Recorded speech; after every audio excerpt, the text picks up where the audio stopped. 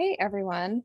So this weekend I was molded, meaning I slept in a hotel room for 2 nights. That was quite moldy. I was in upstate New York for a family wedding, and had I driven, I would have slept in my car, most likely. I'd asked my dad if I could sleep in his car to avoid the mold, and of course he said no. So I am currently self-treating, and I'm using it as an opportunity to empower you with some self-care tips in case you are exposed to mold.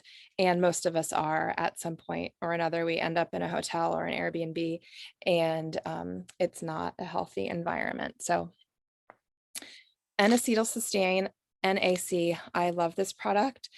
Um, Hopefully it's going to remain on the shelves. I don't know where that is right now. I know that they were threatening to make it by prescription, but this is a natural compound and it's a precursor to glutathione, and glutathione is a critical liver detox enzyme. And NAC is also protective of the respiratory system, and it supports immune function. So load up on this if you can still find it. Hopefully it's still out there. So I'm taking that. I am taking UNDA #1 for those of you who have been in my healing practice for some time.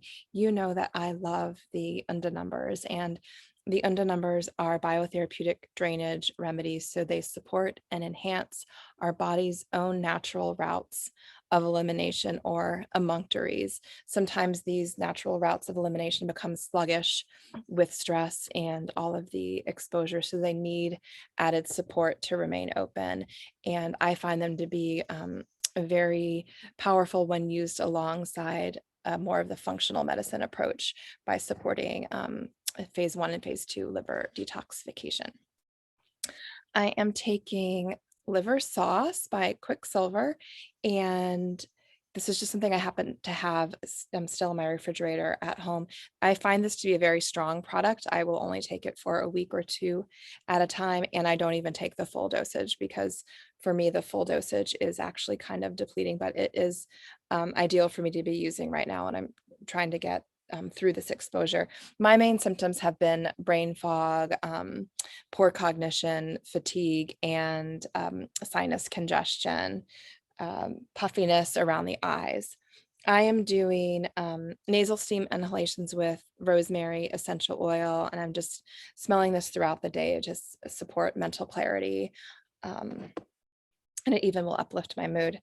Last but not least, I am doing an isopathic formula, professional complementary health formulas house and mold mix. I often recommend their Northeast Alersode because it desensitizes us to the pollens and the allergens in the Northeast region. But the household dust and mold mix does the same thing for dust and mold. So it'll help us to be less sensitive to what's in our environment. And it'll also shine the spotlight on the mold that we've been exposed to. Like this has black mold, homeopathic version of black mold in it.